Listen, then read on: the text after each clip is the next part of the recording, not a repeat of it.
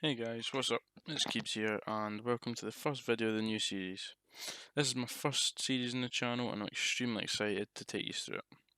In the series, we'll be taking over Red Bull Leipzig, a team in Germany who are relatively new and have built themselves up to the Bundesliga in Germany. And it's the top league, and they're a top team now, and it's astonishing the climb that they've had in the past few years.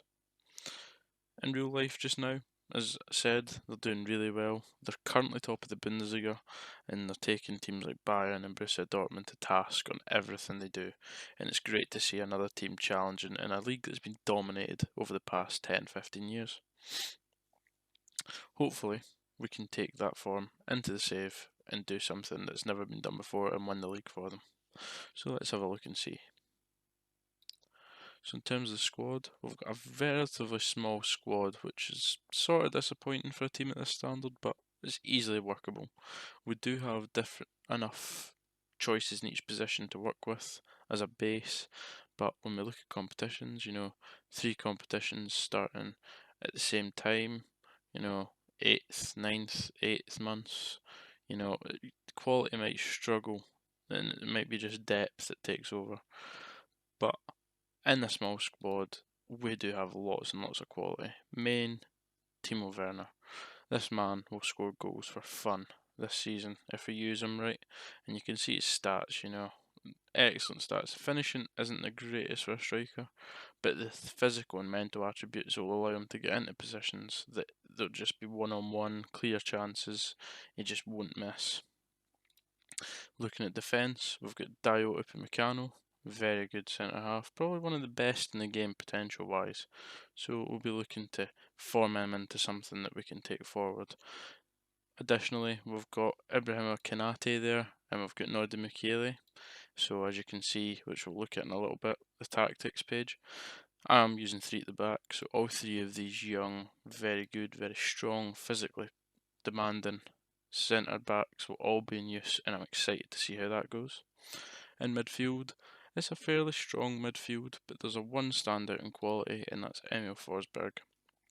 When you look at stats, 16 dribbling, 16 vision, 16 balance, that says to me someone who'll drop in behind your strikers, someone who'll get you goals, who'll make you goals, who'll keep it ticking and go left to right, and it's very good. So yeah, again, squad's decent size, and looking at it, looks like there could be places to improve, but we'll get on to that in a little bit. When looking at dynamics, the team cohesion and managerial support aren't where we'd want them to be, but when we're just joining, managerial support's not found. The cohesion's a little bit disappointing, but we'll get there. The pleasing thing is the dressing room atmosphere. Coming into a club with a good dressing room atmosphere is really good. The only thing with there having contrasting personalities, that's something that can get fixed through time with them getting used to each other. So we'll be using different techniques to merge that all together. So when we look at the hierarchy, we've got 3 team leaders in Demi, Poulsen and Orban. Orban being the captain. Now, he won't be my main centre half this season, so we'll see how that gets on relationship wise with him. But we're looking, obviously, we'll use him at some point. We've got a lot of highly influential players and not a lot influential, which means that we're going to have to really try and get these guys on our side. Luckily, most of them are starters, so we should be fine. Social groups. Typical, we've got the new players and then others, and then the rest are all in core social groups. This will all make sense in time. We're all very good in terms of happiness for players. We can't complain there. Code of conduct, we've set that as basic, just fines, and team meeting, all know what that is.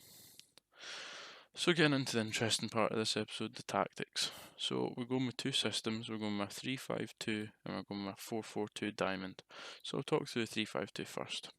So just to start off, Salzburg and Leipzig, both under the Red Bull brand, and they both play in a certain way.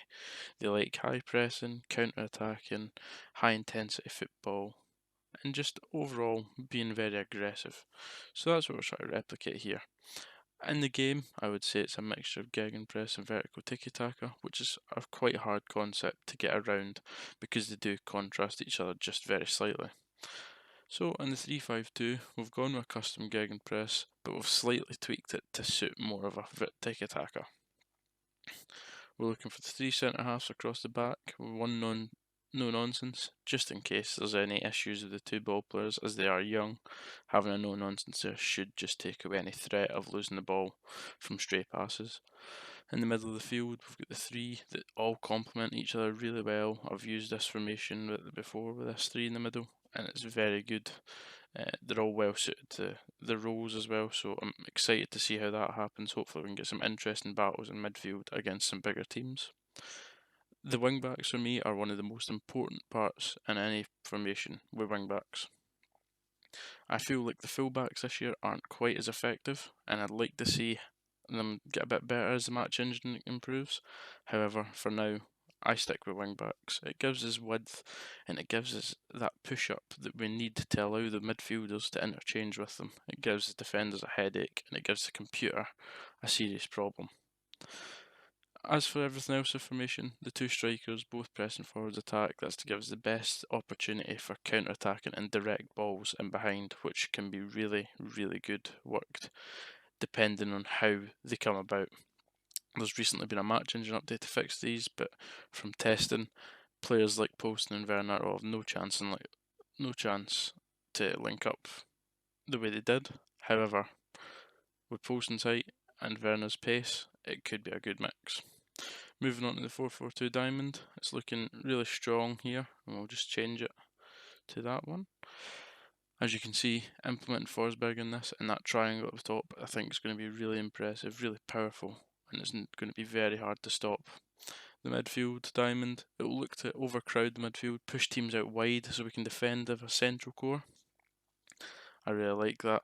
I've seen a couple of teams play the diamond this season and it's been working really well for them, but the way we want to do it is a cautious mentality, and this is my mix of Gegenpress and vertical tiki-taka that we were talking about. Hopefully this can lead to some very good results. When we look at the team report, the overview of the team is, as we can see, we've got the strongest team out there that we can have, maybe Orban just not included. Assistant report, we've got a pretty strong team. The strengths outweigh the weaknesses almost double, so we're very happy with that. Squad depth is where we want to talk about though. Considering we're playing in 3 competitions, as we've said earlier, having a squad depth of a good quality is very important. Now, we've got 2 good options everywhere in the park nearly, but when you're playing with 3 midfielders and 4 midfielders, you need more quality. So when we're talking about quality, there's only one way to fix that, and it's bringing in new players. Now, I was a bit disappointed, as you can see, not a big balance, not a big transfer budget. For a team, fighting at the top of the Bundesliga, I was expecting a lot better than I got. But it's good enough to work with. But it gave us 2 options. It gave us look for a marquee signing that will get into the team straight away, or look for maybe 1, maybe 2 squad players that can improve, or maybe an experienced player to come in and help through mentoring or training, that kind of thing. So through looking at players, we came out with one option that kind of suits both. So it's a good squad player, good for the future, and it's kind of a marquee signing, and it's Dominic Szoboszlai. Being at Salzburg, we do get him a bit cheaper, which is always great, especially considering the budget, so it might leave us a bit of room for another little squad player. As you can see, with having him almost fully scouted, he's got very good stats, very good rounded stats for an 18-year-old, and he's got a decent potential. So we've got him 44% scouted, and 2.5 to 4.5 star potential. We'd take that any time. So we'd look to sign him and see how we get on. So the club vision, as you can see, sign players under the age of 21, it would meet that. Don't sign players over the age of 28. High tempo attacking football. We meet all those for the club culture. For the 5-year plan, really looking for a lot in the long term, but we're looking pretty confident for within the wage budget. It's obviously a big one financially, but then we want to be competitive. We want to get through into the knockout rounds and see how far we can progress. We want to aim higher than just qualifying. We want to try and win it first season, but as I said, with the small squad and depth of quality, we might struggle. And with the cup reach quarterfinals, again, something we'll be looking to do in the last season. interestingly enough, 5 years to win the Bundesliga. So we'll look towards that. They expect us to win silver in 2 seasons, so I'm hoping that we can bring that this season at some point.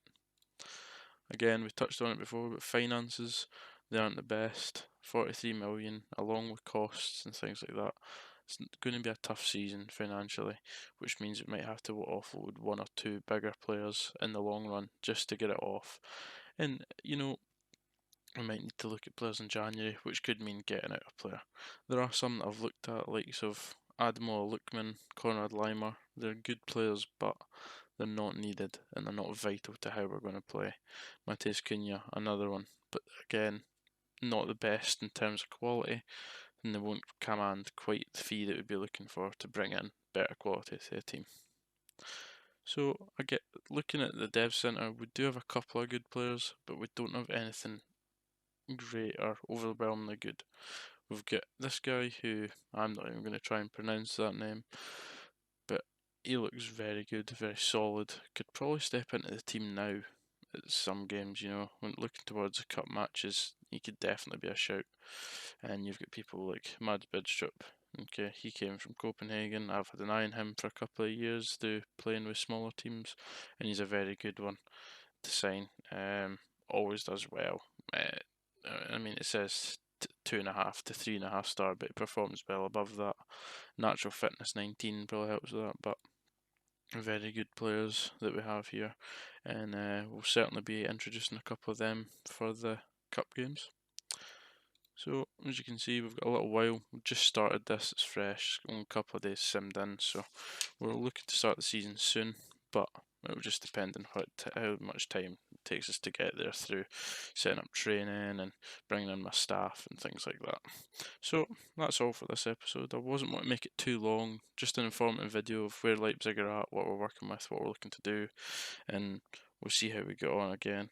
I wasn't wanting to make it too long, just kind of short video as a catch up. The next video will probably be the same, just a catch up of what's happening, probably a week or two before the season starts. But anyway, thanks for watching. It's been great having you, and I'm excited to see where this goes. See you in the next one. Cheers.